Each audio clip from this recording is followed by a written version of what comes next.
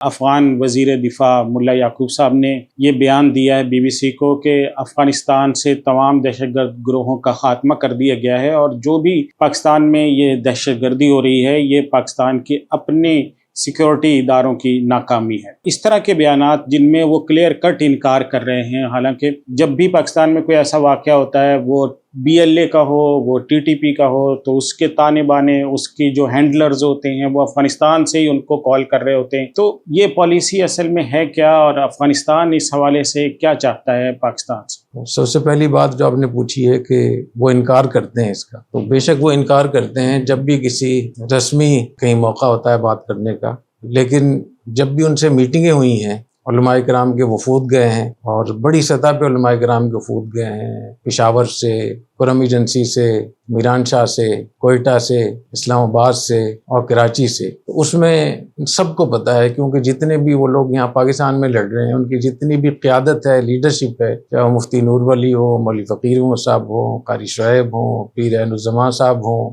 یا اور حافظ گل بہادر ہوں، یہ سارے ادھر ہی ہیں سارے، اور بڑی سطح پہ ان کو وہاں پروٹوکول بھی ملتا ہے، ان کو تحفظ بھی ملتا ہے۔ حضرت شیخ الاسلام حضرت مفتی تقی عثمانی دامت برکاتہم اتنا بڑا وفد لے کر گئے تھے، تو ان سے وہیں ملاقات ہوئی مشافہ۔ اس ملاقات کے حال احوال باقاعدہ انہوں نے خود بیان کی ہے کہ ہمارے علماء، ہمارے اکابر تشریف لائے، ہماری ان سے ملاقاتیں ہوئیں، اور اس کا انتظام خود وہاں کی حکومت نے کیا، ہمارے اسلامی نے۔ پھر قائد جمعیت مولانا فضل الرحمان صاحب تشریف لے گئے، تو وہاں بھی ان سب سے ملاقاتیں ہوئیں، جتنی بھی ان کی قیادت تھی، لیڈرشپ تھی، اور ایک سے زائد ملاقاتیں ہوئیں۔ میں بھی جب گیا تھا 2 مرتبہ میں نے بھی، اور کئی مرتبہ یہاں جو ملاقاتیں ہیں ان سے، تو وہ نجی طور پر بالکل اس کو تسلیم کرتے ہیں، اور یہ ایک حقیقت ہے کہ یہ سب کچھ وہیں سے ہو رہا ہے، اور اس کو جانچنے کے لیے کہ وہاں سے ہو رہا ہے نہیں ہو رہا، تو ایک تو میں نے جیسے بتایا کہ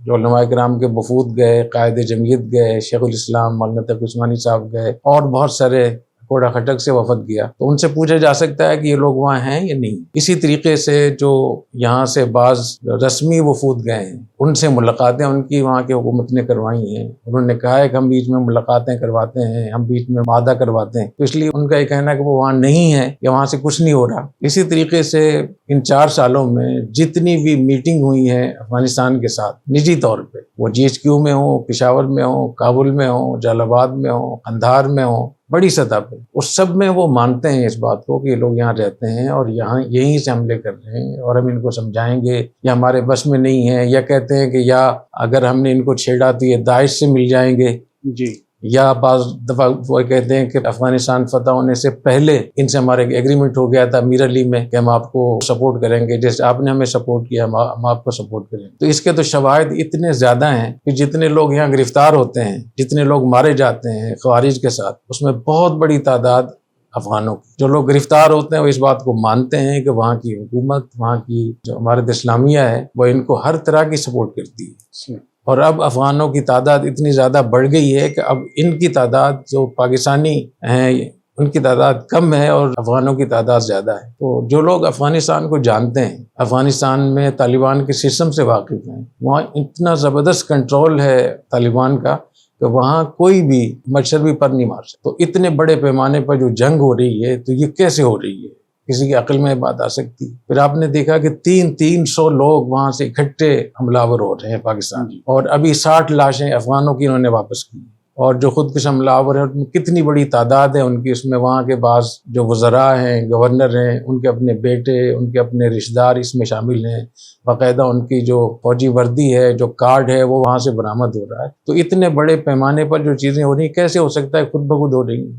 پھر ایک بہت بڑی بات یہ کہ 15 اگست 2021 کو افغانستان فتح ہوا، جی، اس سے پہلے کیا نمبر تھے دہشت گردی کے، قتل و غارت گری کے، حملوں کے، جنازوں کے، شہادتوں کے، نقصانات، تباہی بربادی کے، اور آج کیا ہے؟ کوئی تناسب ہی نہیں ہے، کوئی نسبت ہی نہیں ہے۔ وہ کیا چیز آئی جس کی وجہ سے رد الفساد و ضرب عدل کی وجہ سے تقریباً 0 ہو گیا تھا؟ بالکل۔ تو اور نئی چیز کیا پیدا ہوئی؟ وہ یہی پیدا ہوئی کہ افغانستان میں جب سے امارت اسلامی آئی ہے تب سے وہاں سے باقاعدہ ان کی سرپرستی ہو رہی ہے، اور مجھے اس بات کو کہنے دیجئے کہ یہ بالکل غلط بات ہے، اور پوری دنیا کو پتہ ہے اس بات کا کہ افغانستان کے جو متعلقہ مسئولین ہیں یا وزراء ہیں جب انٹرویو وغیرہ دیتے ہیں وہ بالکل غلط بیانی کرتے ہیں۔ میں نہیں سمجھتا کہ اس کو ہم کسی وجہ سے بھی اس کا ہم دفاع کر سکتے ہیں۔ صحیح. اور اس موقع پہ میں خاص طور پہ پاکستان کے حضرات سے بھی اور افغانستان کی امارت اسلامیہ سے بھی درخواست کروں گا، ایسی جگہ میں آپ کی غلط بیانی ہو رہی ہے، عہد شکنی ہو رہی ہے، اتنا غدر ہو رہا ہے، دھوکہ ہو رہا ہے، اور اس کے نقصانات بہت زیادہ ہوں. پاکستان نے ان کے جو مسئولین ہیں، بڑی سطح کے لوگ ہیں، ان کو باقاعدہ شواہد پیش کیے ہیں ویڈیوز کی شکل میں. آپ کے لوگ ان کو سپورٹ کرتے ہیں،